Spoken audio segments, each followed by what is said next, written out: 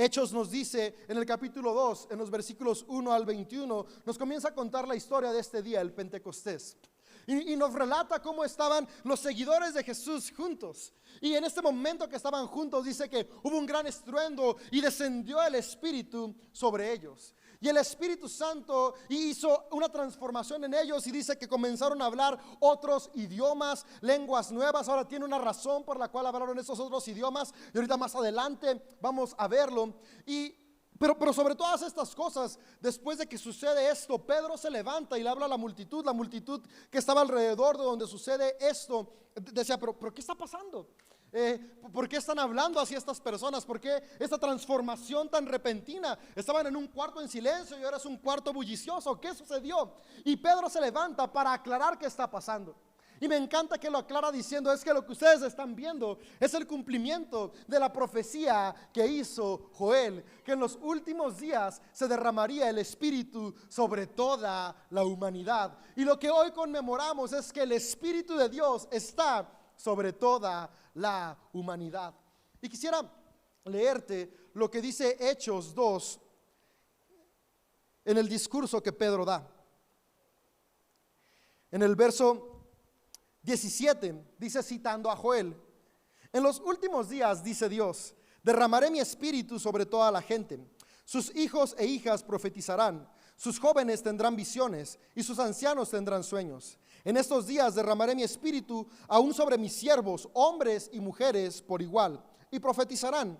Y harán maravillas arriba en los cielos y señales abajo en la tierra: sangre, fuego y nubes de humo. El sol se oscurecerá y la luna se pondrá roja como la sangre antes de que llegue el grande y glorioso día del Señor. Pero todo el que invoque el nombre del Señor será salvo. Uniendo nuestro tema de la oración y el día de hoy que es Pentecostés, una de las cuestiones más trascendentales que hace la oración es hacernos conscientes de quién habita en nosotros. A través de la oración de contemplación, cuando oramos lo que otros hombres escribieron sobre Dios, cuando oramos en canciones, cuando oramos de manera espontánea, estamos siendo conscientes que hay algo más. Y eso más que hay es Dios mismo. ¿Y quién es Dios? Dios es espíritu y es un espíritu que es amor. Me encanta cómo el autor de Juan en las cartas dice: Dios no tiene amor, Dios es amor. Por lo tanto, la esencia de Dios misma es el amor. Y cuando Dios está en nosotros, si tú y yo fuimos creados a su imagen, por lo tanto fuimos creados a imagen del amor. Quiere decir que fuimos creados con el propósito de amar. Sin embargo, nuestra naturaleza humana se inclina hacia lo opuesto del amor. Y lo opuesto del amor no es el odio. Lo opuesto del amor es el egoísmo. El egoísmo se centra en el yo, lo que yo quiero sin importar las consecuencias. El egoísmo me lleva a obtener mis deseos sin importar si lastimo u oprimo a otros, porque lo único que importa soy yo. Y los seres humanos, si somos honestos, vivimos bajo esta tensión desde que nacemos hasta que morimos. La tensión de obtener lo que yo quiero sin importar a quién tenga que aplastar o a quién tenga que oprimir. Desde chiquitos queremos un juguete y se lo arrebatamos a nuestro hermano o hermana, aunque nuestro hermano o hermana llore. No me importa si está llorando, no me importa si está sufriendo, lo que me importa es que yo quería el juguete. Es parte de nuestra naturaleza humana. Sin embargo, me encanta que desde siempre Dios a través del Espíritu nos ha hablado a ser conscientes de que no debemos dejarnos guiar por nuestra naturaleza egoísta, sino que en nosotros también está una naturaleza divina que es el amor, que es la contraparte que nos lleva a actuar de manera distinta. Pero el ser humano es lento para escuchar esa voz de la conciencia. Y es que es más cómodo escuchar el egoísmo que callar todas las voces para escuchar la voz de amor. Y el ser humano a lo largo de la historia ha demostrado que el egoísmo es lo que lo ha movido. Guerras han sucedido desde que el ser humano tiene memoria. Opresión ha sucedido desde el que el ser humano tiene memoria. Hemos vivido bajo el principio que plasmó Maquiavelo en su obra El Príncipe: del fin justifica los medios. Y es por eso que en algún momento Dios vio esto y envió la ley, envió normas que era ok, no están siendo conscientes, pues ahí está.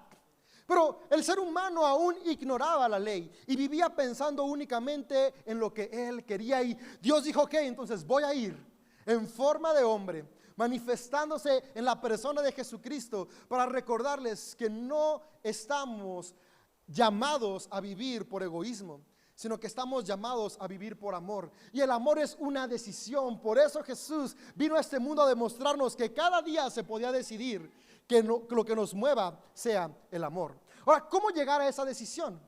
Llegamos a esa decisión cuando somos conscientes que el amor ya está en nosotros. No es algo que necesita llegar, es algo que ya está ahí, pero que tal vez no estamos permitiendo que sea lo que mueve cada acción que tú y yo hacemos. Y es que la sociedad y la cultura y nosotros mismos somos buenos de repente para crearnos idealizaciones y creer que sí estamos amando. Pero la realidad, cuando yo examino mis acciones, y voy a hablar por mí, me doy cuenta que muchas veces con mi boca digo que amo, pero mis acciones demuestran que estoy pensando en mí. Y es que puede que haga algo por mi esposa diciendo que lo hago porque la amo, pero en realidad lo hago porque estoy esperando un beneficio de ella. Puede que haga algo por mis hijas porque digo que las amo, pero en realidad estoy esperando que sean niñas obedientes y que cumplan mis expectativas. Sin darnos cuenta, caemos en la tensión del egoísmo, y aunque con nuestra boca decimos que amamos, estamos siendo egoístas con nuestras acciones. Y Jesús, Dios, veía eso, y Él quiso venir a este mundo a concientizarnos de que hay una manera de contrarrestar el egoísmo y vivir amando, porque el problema del egoísmo es que el egoísmo destruye, y la ventaja del amor es que el amor construye. No importa las circunstancias, si son difíciles o son buenas. Si hay egoísmo, hay destrucción. Si hay amor, podemos florecer. Y el Espíritu Santo es justamente este amor en plenitud de Dios. Y quiere decir que tú y yo tenemos esa capacidad de vivir amando. Y lo primero que yo puedo ver en lo que dice Pedro es que el Espíritu Santo vendría sobre toda la humanidad. Y es que a veces pensamos que este Dios que nos lleva a amar es únicamente para unos cuantos. O pensamos que este Dios va a venir a nosotros a darnos la capacidad de amar cuando cumplamos ciertos requisitos. Pero me encanta que lo que Joel decía es que va a venir sobre toda la humanidad. No dice cuando hagan algo. No, es que va a estar en todas las personas. Y aquí quisiera hacer una pausa porque tú y yo leemos la palabra vendrá. Pero este es un problema de las traducciones que tenemos, y estoy muy agradecido con los traductores. Es increíble que hubo hombres que decidieron traducir del hebreo al latín, y hubo hombres que tradujeron del hebreo, el latín y el griego, arameo, al español, al inglés, al alemán. Gracias a Dios por esos hombres y mujeres que tradujeron los escritos bíblicos. Sin embargo, una realidad es que en las traducciones es imposible plasmar el corazón como tal del autor. Cada idioma tiene sus propias palabras y expresiones, y hay palabras que no existen en otros idiomas. A mí me gusta mucho escuchar canciones en inglés. Yo a veces cuando quiero traducirlas en mi mente al español, hay palabras que no cuadran. Es como que esa palabra no la podría decir. Sé lo que quiere decir porque conozco la lengua, conozco el inglés, pero en español no podría decirlo así. Para decir esa misma palabra tendría que utilizar una frase, y aún así no sería la intención como tal.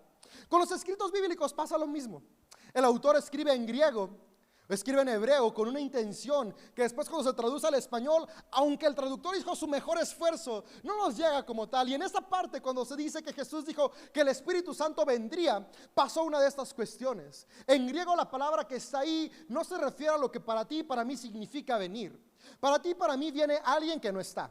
Yo no digo va a venir Chelo, porque Chelo ya está aquí. Para los que no la conozcan, Chelo es nuestra amiga que está levantando su mano.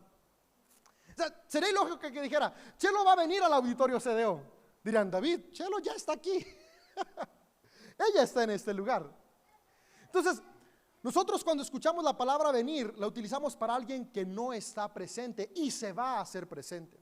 Y cuando leemos en los textos que Jesús dice, el Espíritu Santo vendrá, la idea que viene a nosotros es el Espíritu Santo no estaba y iba a venir por primera vez. Sin embargo, la palabra en griego que se utiliza ahí es concientizarse de.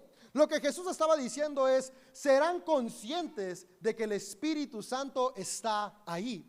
Porque el Espíritu Santo es el Espíritu de Dios. Y Dios es omnipresente, es decir, Dios no está limitado a un lugar. Dios, que es Espíritu, siempre ha estado entre nosotros y con nosotros. Cuando vamos leyendo los textos bíblicos podemos darnos cuenta cómo hombres y mujeres tienen esta conciencia tal que cuando leemos, ¿qué es lo que nos da aliento?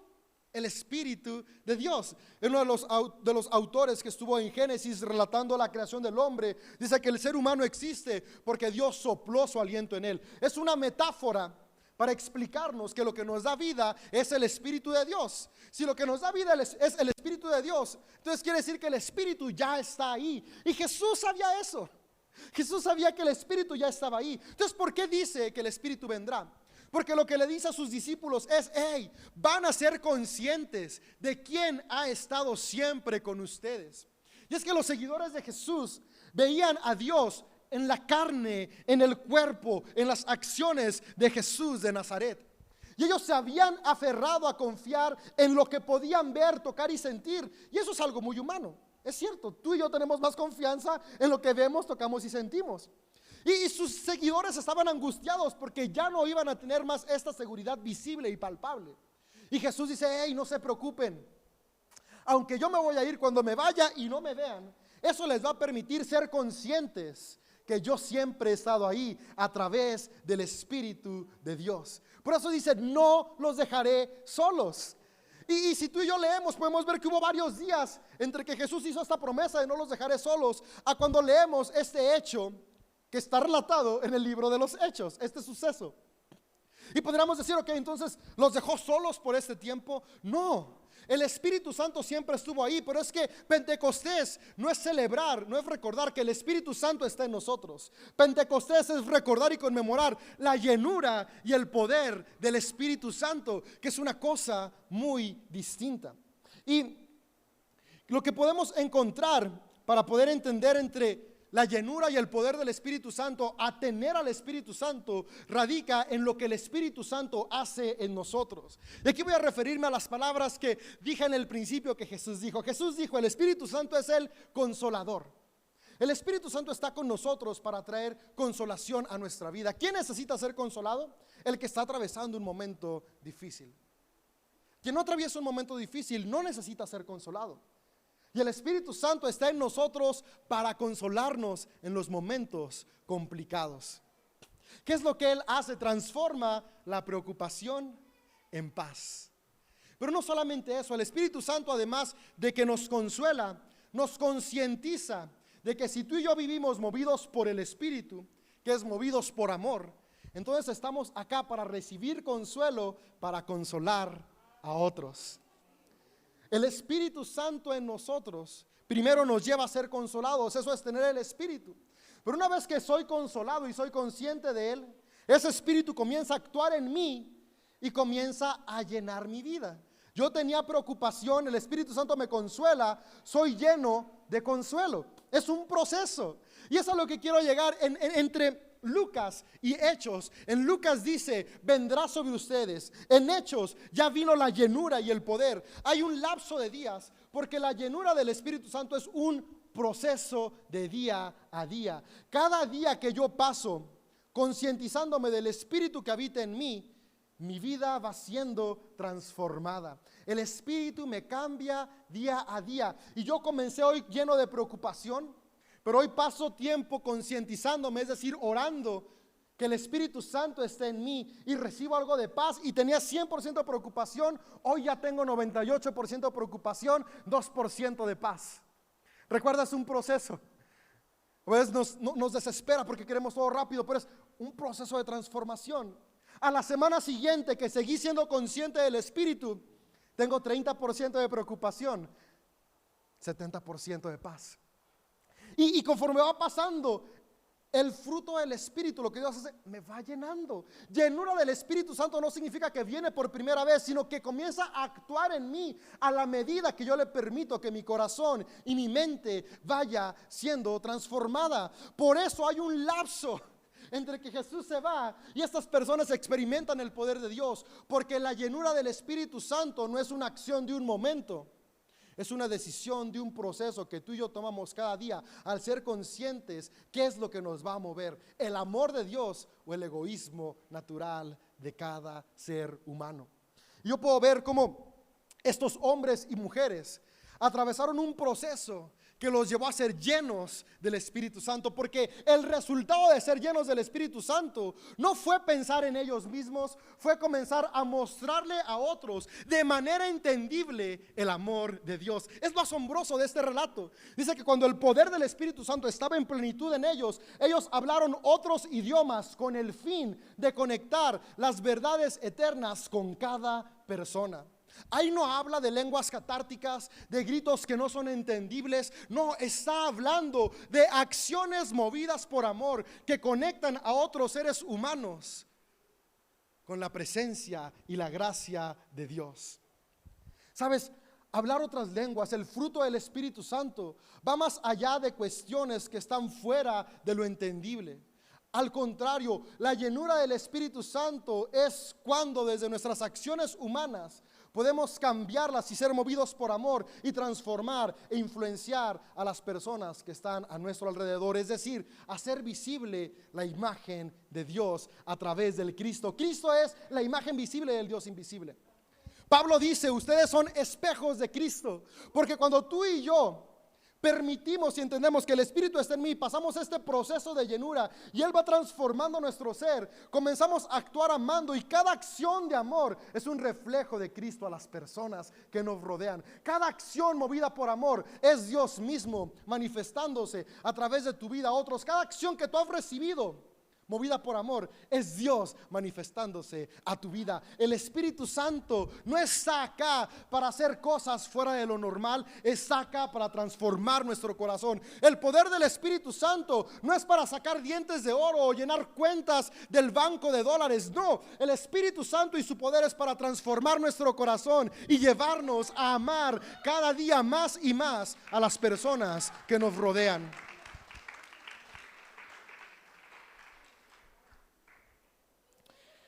Dice, ya casi,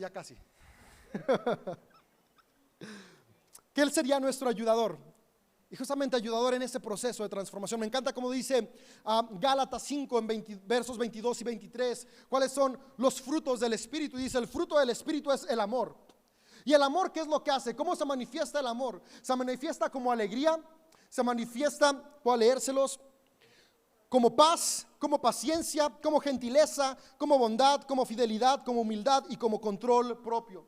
Esto es el fruto del Espíritu Santo. El Espíritu Santo es el amor mismo en nosotros, y el amor nos lleva a vivir estas manifestaciones. Vivir con alegría no es algo que pasa de un día para otro, es un proceso de vida. Por eso Jesús nos invita: toma tu cruz cada día y sígueme, porque seguir este proceso de transformación es algo que se hace día a día. ¿A qué vamos a morir en la cruz?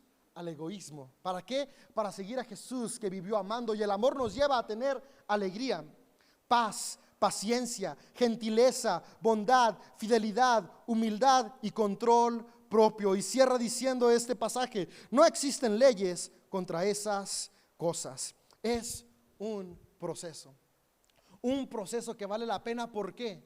Porque nos lleva a hacer lo siguiente. Pedro, en su discurso del Pentecostés, dice lo siguiente en palabras del profeta Joel. Dice: sus niños y niñas profetizarán. Después dice: y sus jóvenes tendrán visiones, y sus ancianos tendrán sueños. Y es que la transformación del Espíritu en nosotros nos lleva a ser hombres y mujeres con la capacidad de profetizar, tener visiones y soñar. Ahora, la cultura le ha puesto interpretaciones que no tienen nada que ver a la palabra profetizar, visiones y sueños. Hoy quiero decirte que había en el corazón de los autores, no porque se me ocurrió o porque llegó por revelación de la, no. Estudiando el contexto y la historia de lo que significaba para los que escribían estos libros, profecía no era adivinar el futuro, era denunciar la opresión. Entonces, cuando vivimos movidos por amor, estamos dispuestos a levantar la voz por aquellos que sufren. Ser un profeta es eso. Los profetas eran quienes decían: hey, el rey está oprimiendo, el sacerdote está oprimiendo, Dios dice que no oprimas. Eso es un profeta, quien levanta la voz en contra de la injusticia. Lo que está diciendo Pedro es: hay una transformación que nos lleva a entender que hay una mejor manera de vivir, hay una mejor manera de hacer familia, que es no oprimiendo. El amor me lleva a mí como padre a darme cuenta, es decir, profetizar a mi vida y darme cuenta qué acciones me están llevando a ser un padre opresor con mis hijos. Me lleva a profetizar sobre mi vida, es darme cuenta qué acciones me están haciendo lastimar o oprimir a mi esposa. Profetizar me lleva a darme cuenta qué estoy haciendo para oprimir a los que me rodean. Pero me encanta que aquí el profeta Joel dice: sus niños y sus niñas profetizarán. Y esto habla de algo. Tú no puedes denunciar aquello que no es ajeno a ti. Y es que un problema por lo cual aceptamos gobiernos opresores es porque generalmente crecimos en una cultura opresora en nuestra casa. Por eso vemos que el gobierno oprime y pues se nos hace normal. Y me encanta que Joel dice: los niños profetizarán, porque tú puedes profetizar lo que es distinto. Tú puedes hablar que hay una distinta manera solo si experimentaste una diferente manera de vivir. Y lo que aquí dice es: si hay hombres y mujeres que construyen su casa con la llenura y el poder del Espíritu Santo, es decir, movidos por amor, donde no me obedeces porque soy tu papá, sino que me obedeces porque te amo y día a día inspiro y construyo esa obediencia. Si estás casada conmigo, no porque tienes que, sino porque día a día construyo amor contigo. Me eres fiel, te soy fiel, no porque tengo que, sino porque deseo, porque día a día con amor construyo nuestro matrimonio. Va a haber un ambiente distinto en esa casa, que cuando los niños salgan afuera van a decir: es muy distinto vivir amor que vivir egoísmo. Y van a tener la capacidad de denunciar la opresión. Lo que dice aquí es: tienen la capacidad de crear familias con amor. Cuando el Espíritu Santo venga, podrán ser transformados de tal manera que hogares serán distintos. Si sus jóvenes tendrán visiones, claridad para construir en medio de la adversidad. De nuevo, ahí no se refiere a visiones de: ay, vi que en el 2026 va a caer un meteorito y se va a acabar todo. No se refiere a esas visiones que son meramente fantasías de nuestro intelecto, que salen por ver películas y por querernos. No, se refiere a las visiones, esa capacidad de poder ver en donde no hay nada un futuro brillante. Y el Espíritu Santo, al llenarnos de alegría, la alegría es lo contrario al pesimismo. El pesimismo nos lleva a decir: hoy estamos mal, vamos a estar peor mañana. El fruto del Espíritu Santo nos lleva a tener visiones, porque la visión es: hoy estamos mal, pero veo con optimismo que tenemos la capacidad de construir un mejor mañana. Visiones transforma el corazón para transformar nuestro entorno. Y me fascina cómo dices: los ancianos tendrán sueños. Y es que en nuestra cultura llegamos a creer que cuando uno llega al fin de la tercera edad o la tercera edad mediana, que es 70 años en adelante, parece que ya todo se acabó. Y yo quiero animarte, ¿no? Jamás le digas a alguien anciano que ya no tiene nada que hacer. Trátalo con respeto y con amor, porque la misma cultura nos lleva a eso, ¿no? Yo veo como hay gente anciana que quiere hacer algo y no hagas nada, porque ya, déjalo que se levante, que camine, que hagan algo. El estar activos nos mantiene vivos. Y lo que aquí dice el profeta es: el Espíritu Santo te recuerda eso, que tu propósito no decae con la edad. Tu propósito se mantiene constante porque tú vives, porque el Espíritu de Dios está en ti. Y no importa qué edad tengas, mientras hagas cosas movidas por amor, sigues construyendo. Puedes seguir soñando aunque seas anciano, porque el Espíritu de Dios sigue estando en ti. Cada cosa que hagas con amor, cuidar a tus nietos, dirigir un negocio, ir al trabajo, lo que hagas, si es con amor, construye. Dice en el mismo discurso: verán señales en el cielo y la tierra. Las señales a las cuales se refiere Pedro no son las señales que a veces tú y yo esperamos. Como te digo, que llueva de repente en el auditorio para creer que es la lluvia del aceite de Dios, o que salgan estas cosas que están fuera del normal. No, se refiere, el poder que se refiere es el poder de transformar corazones. No hay nada más difícil de transformar que un corazón. Y ese es el poder que Dios tiene, el poder de transformar corazones, traer paz en donde parecía imposible que hubiera paz, traer esperanza en donde parecía imposible que hubiera esperanza, traer restauración en donde parecía imposible que hubiera restauración. ¿Cuándo? Cuando somos conscientes de que el Espíritu en mí está ahí. ¿Para qué? Para llenarme y llenarme de poder. Tomar este proceso diario en la oración, ser consciente de que lo que me va a mover es el amor de Dios y no el egoísmo. ¿Qué pasa si ya sería el egoísmo hoy? No pasa nada. Asumimos las consecuencias, retomamos esperanza y sabemos, como dicen los escritos, cada día es una nueva oportunidad y hoy puedo vivir movido por amor. Ya en la mañana fui egoísta, todavía te quedan 12 horas para amar. Durante 30 años fui egoísta. No sé cuántos años te queden, pero lo que te quede por delante lo puedes utilizar amando. Ya hice el pasado Jesús dice que lo enterró en el fondo de la mar. Lo que importa es hoy. Hoy el Espíritu Santo está en ti, en mí. ¿Para qué? Para recordarnos que el poder transformador de Dios sigue haciendo milagros. ¿Milagros en qué? En la transformación de corazones que eran una piedra egoísta, se vuelven blandos para amar y construir a los demás. Quisiera cerrar con lo siguiente. Ellos estaban reunidos para celebrar Pentecostés, porque Pentecostés no comenzó a celebrarse con la llegada del Espíritu Santo. Pentecostés era la conmemoración de que se había dado la ley. Y es que la ley se dio porque el ser humano no tomaba tiempo para hacer conciencia de que el Espíritu estaba en él. Por lo tanto, la ley era como no eres consciente, aquí te pongo lo que tienes que. Y es que si somos honestos, ¿acaso ocupamos una ley que nos diga que no debemos matar para saber que está mal matar? ¿Ocupamos una ley que nos diga que no debemos robar para saber que no está bien quitarle a nuestro prójimo lo que es de él? No, la ley está ahí porque nuestro corazón se endurece por el egoísmo y hay que forzarnos a vivir respetando al prójimo. Y me encanta que Pentecostés sucede en el mismo día que se conmemoraba la ley, porque viene a recordarnos, hey, no se trata más de respetar al otro, de dejar de oprimir al otro porque tengo que. No se trata de darle a la viuda porque la ley dice que tienes que. No se trata de respetar al extranjero porque la ley dice que tienes que. No se trata de ser justo con las mujeres y niños porque la ley dice que tienes que. No se trata de hacer las cosas por obligación. Ahora ha venido el Espíritu Santo a darte la conciencia de que ahora, movido por Él, yo quiero hacer.